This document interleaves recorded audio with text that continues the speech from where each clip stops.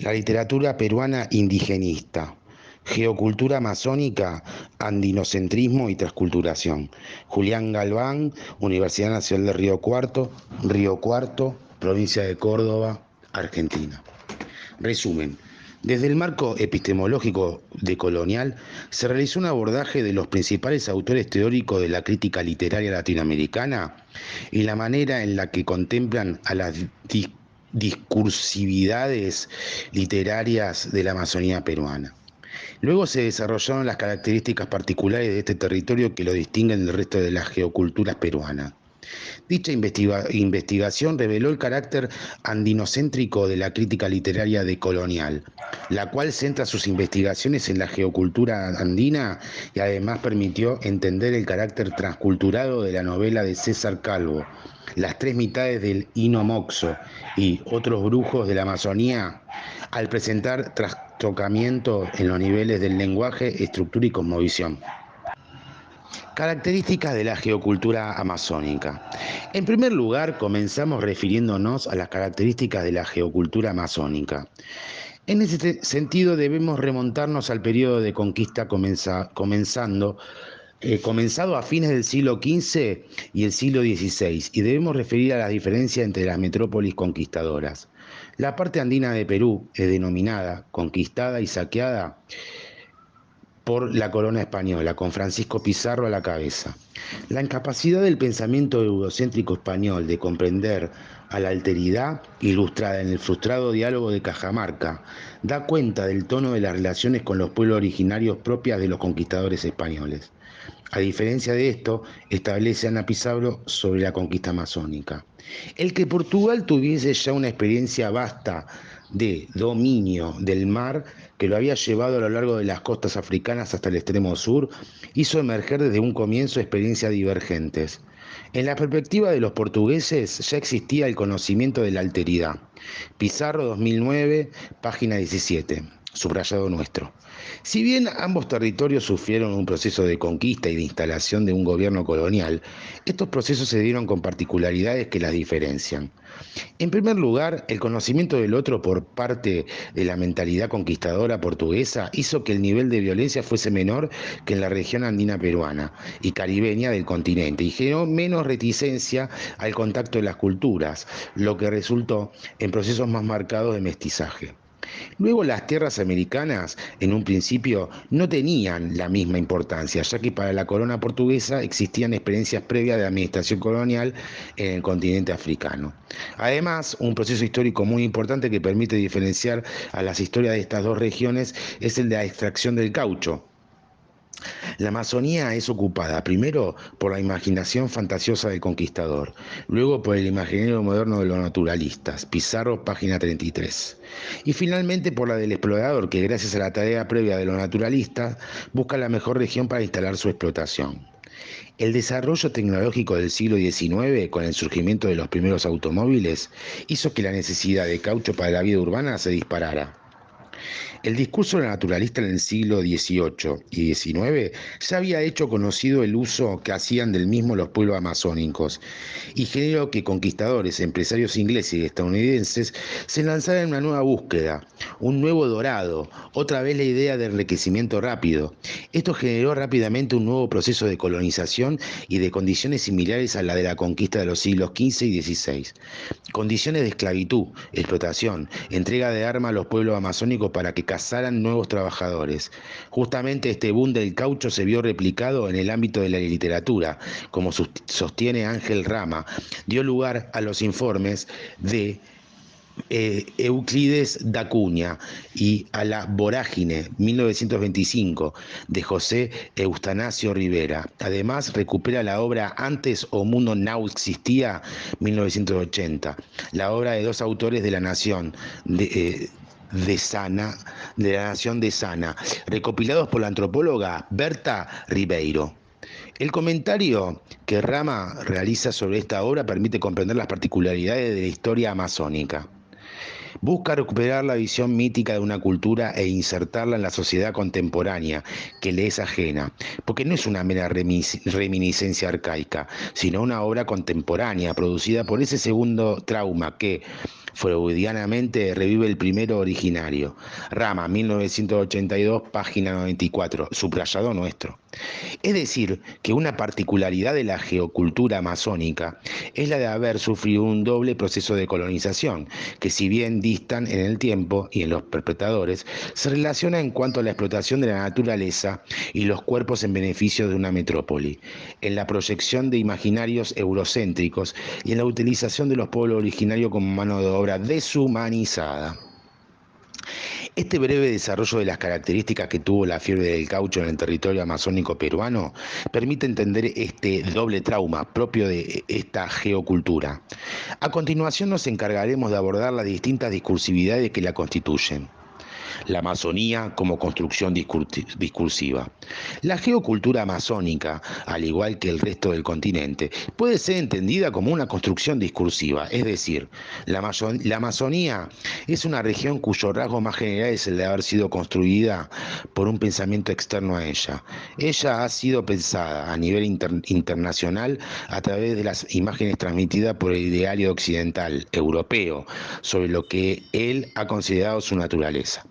Pizarro, 2009, página 26.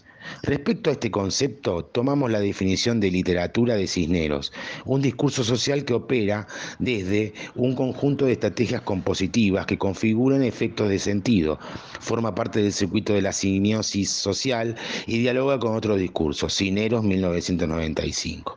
Justamente es su carácter de hecho de lenguaje el cual por un lado lo vincula obligatoriamente con las condiciones históricas de producción y recepción, pero además le permite, en la misma medida que nombra cierto segmento de la realidad, instaurar o crear estas diferentes realidades. Aguilar y Moyano, 2009. De esta manera, tanto la literatura como otro discurso social son capaces de construir distintas formas de entender ciertos segmentos de la realidad. En su carácter de construcción discursiva, la Amazonía presenta un carácter polifónico, es decir, no es una voz única la que constituye, sino que presenta distintos lugares de enunciación. El carácter polifónico del discurso de la fiebre del caucho es establecido por Ana Pizarro en su libro Amazonía. El río tiene voces, 2009. Allí sostiene que este se estructura a partir de un diálogo entre tres voces: los varones del caucho, los intelectuales y los trabajadores del caucho e indígenas. En primer lugar, en el siglo XIX surge la figura de los varones del caucho. Estos fueron empresarios que se habían apropiado de grandes cantidades de terreno selvático y que utilizaban mano de obra indígena en condiciones de esclavitud para la extracción de la resina de la Hevea brasilensis, árbol de caucho. El tratamiento de esta resina permitía la creación de este material para satisfacer la demanda tanto de Estados Unidos como de Europa. En este discurso polifónico, los varones se construyen como los encargados de instalar la modernidad, la civilización, para ampliar la patria en el territorio que se entiende como vacío y salvaje. Se construye una épica colectiva en la imagen de los grandes caucheros como Julio César Arana o Carlos Fermín Fitzcarrald. Estos individuos de la modernidad llevan a lugares recónditos la civilización occidental y al mismo tiempo amplían las fronteras de la patria. Pizarro, 2009, página 20. Civilización, patria y progreso se constituyen como los estandartes de estas élites que abrieron la selva a las potencias imperiales del momento y dominaron cualquier forma divergente a esta triada. En segundo lugar, Pizarro señala la importancia del discurso de los intelectuales. En este caso, retomaremos dos de los discursos analizados por la autora. En primer lugar, recuperamos la novela de José Eustacio Rivera, La Vorágine, 1924, debido a la centralidad que esta obra ha tenido para el área colombiana de la geocultura amazónica. Pizarro señala que, si bien la selva es el escenario principal de la novela, y esta otorga una pluralidad de personajes, lugares, caracterizados por su exorbitancia, en este caso la selva aquí tiene poca autonomía. Pizarro, página 132. Es decir, que la centralidad está puesta en el héroe romántico y las denuncias que éste realiza sobre la explotación vivida por los habitantes originarios de la zona.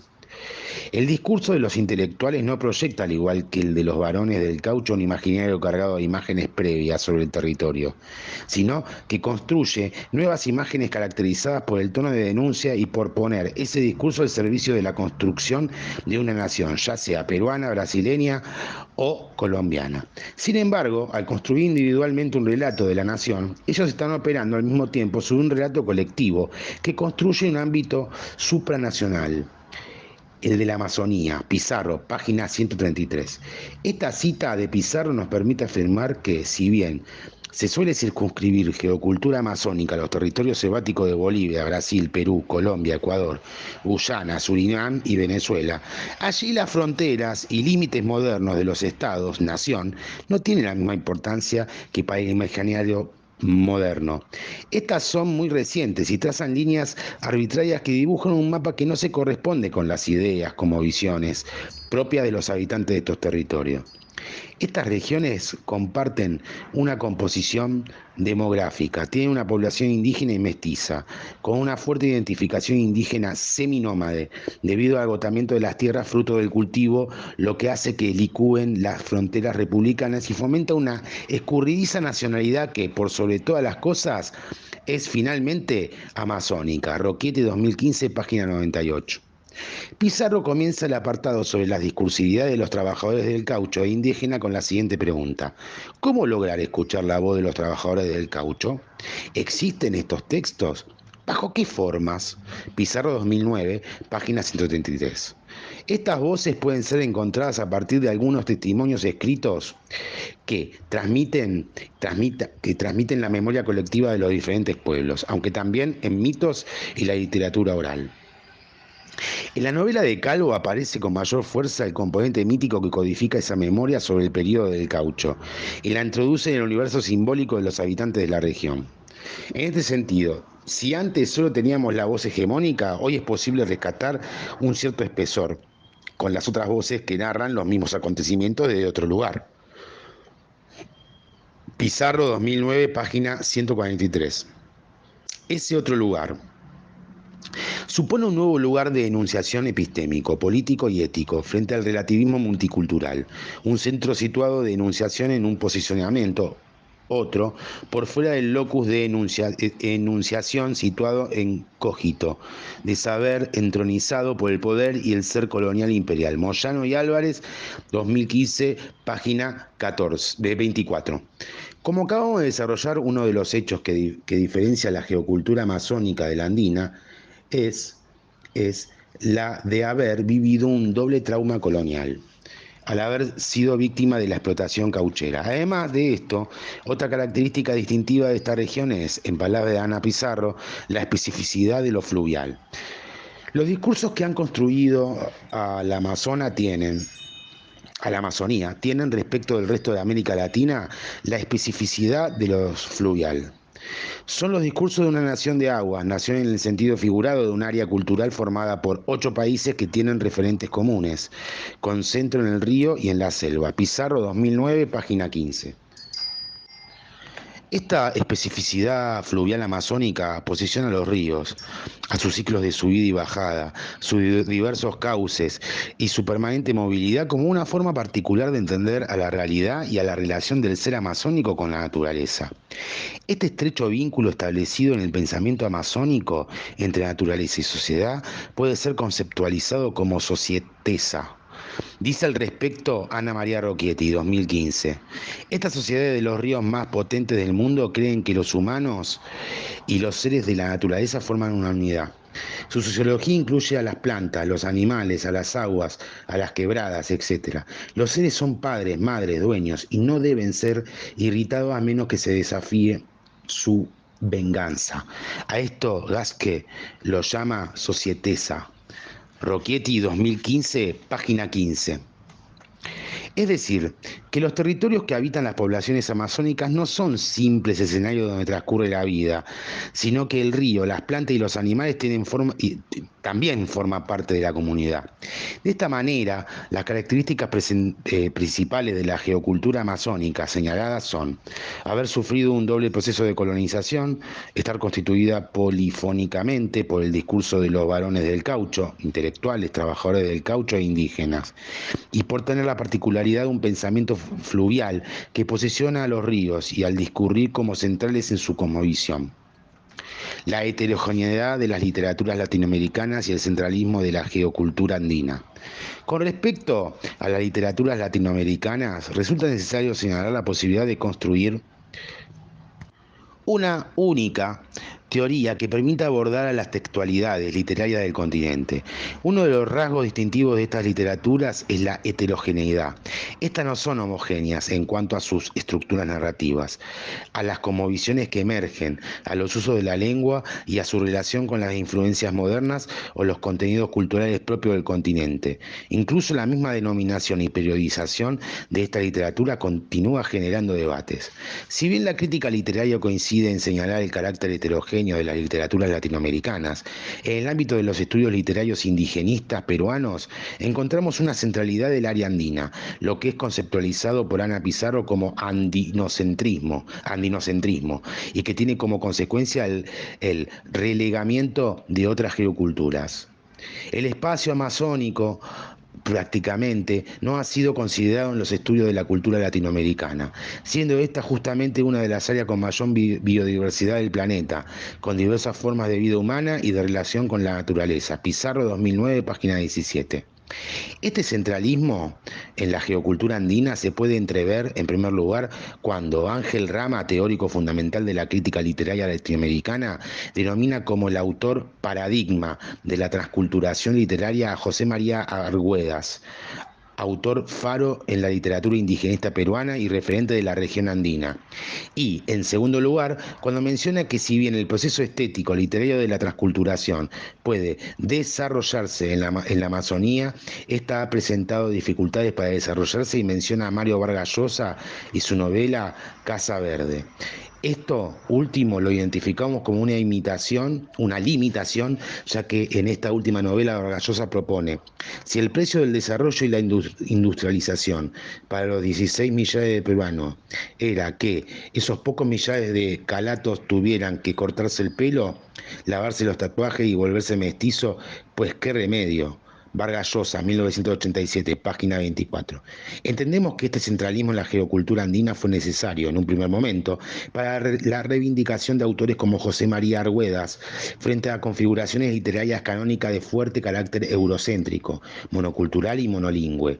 Sin embargo, resulta necesario traspasar esa centralidad para ver cómo se articulan las producciones literarias de la Amazonía peruana con los otros sistemas literarios del Perú.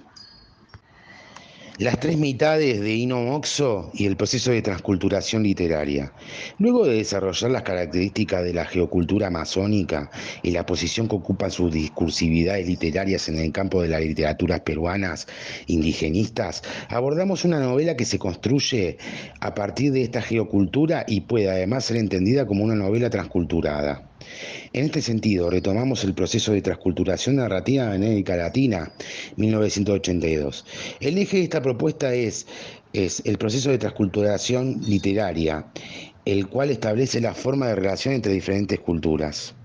El proceso implica también necesariamente la pérdida o desarraigo de una cultura precedente, lo que pudiera decirse una parcial desculturación, y además significa la consiguiente creación de nuevos fenómenos culturales que pudieran denominarse neoculturación.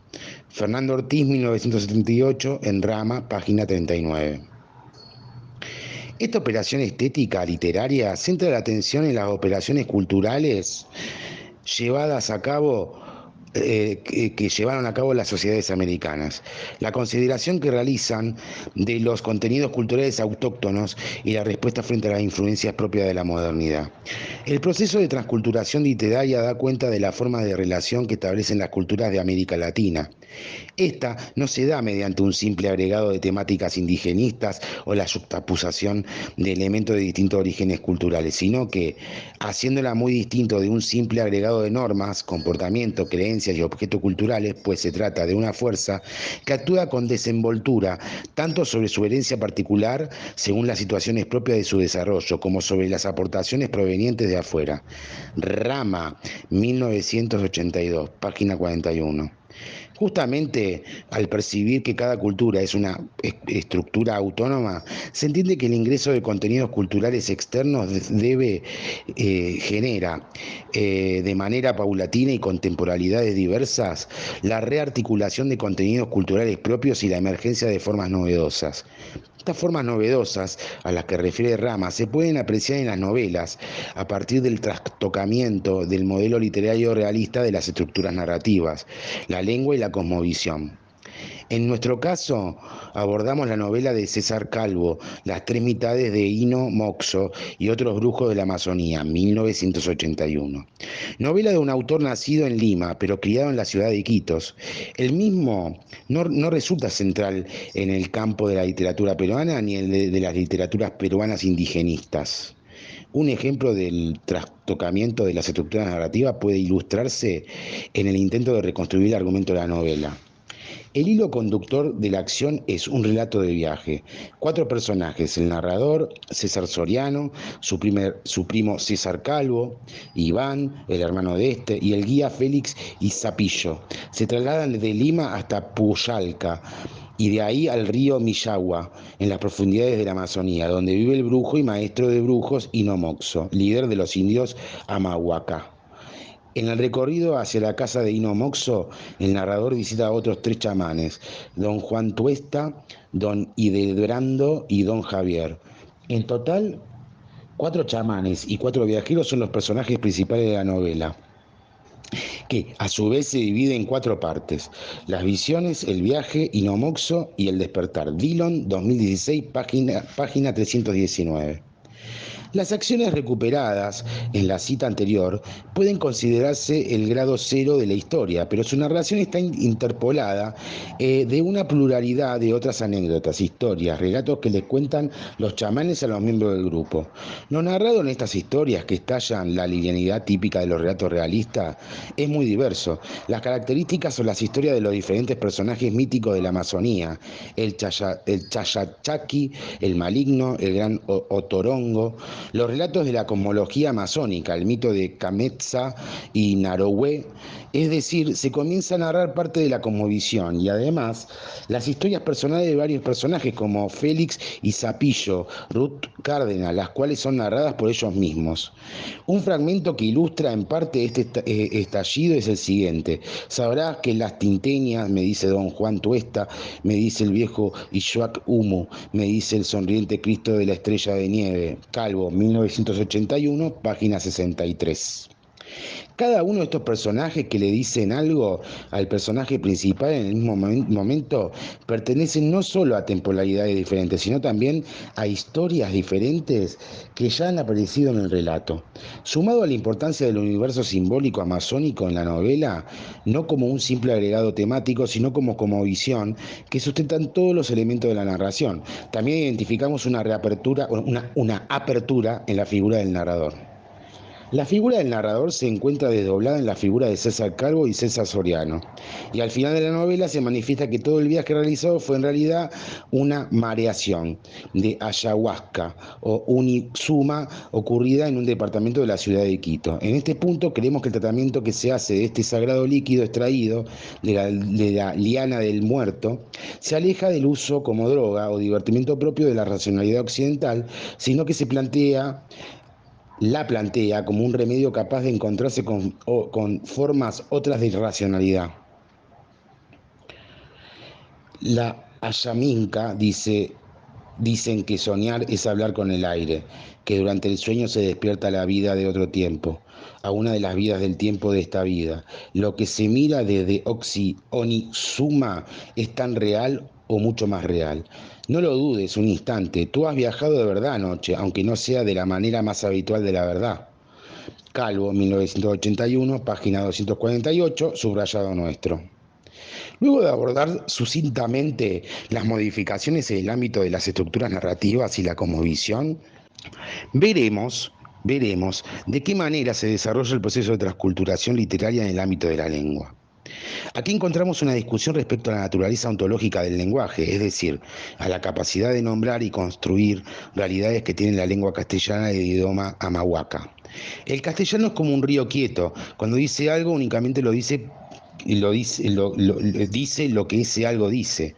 En idioma amahuaca, las palabras contienen otras palabras, son lo mismo que gentes nuestras palabras y que a veces mucho más, no siempre portadores de un significado. No, en nuestras vasijas caben ríos enteros y si acaso se quiebran, si acaso se raja la envoltura de las palabras, el agua sigue allí, vívida, intacta, corriendo y renovándose sin parar. Calvo, 1981, página 205. Justamente en una geocultura caracterizada por la movilidad y la transformación del curso de los ríos, árboles que atrapados por el río se trasladan, el idioma también sufre permanentemente modificaciones. Para ver y entender y nombrar un mundo así, requerimos hablar también así. Calvo, 1981, página 204. A modo de conclusión, el presente trabajo se presenta como un intento de esbozar, a partir del abordaje de un caso, algunas de las características particulares de la geocultura amazónica y sus literaturas. En primer lugar, este abordaje permitió evidenciar el carácter transculturado de la novela de César Calvo, Las tres mitades de Hino Moxo y otros brujos de la Amazonía, y la manera en que el trastocamiento de la lengua y las estructuras literarias permite la emergencia de una cosmovisión amazónica. Esta última caracterizada por la predominancia de la naturaleza, con especial énfasis en los ríos. En segundo lugar, se puso de manifiesto el relegamiento que han sufrido estas literaturas frente a la centralidad que posee el área andina en el canon de las literaturas indigenistas peruanas. Este trabajo se inserta dentro de la tarea propuesta por el paradigma decolonial de evidenciar aquellas formas actuales de colonialismo e intentar esbozar alternativas al pensamiento eurocéntrico.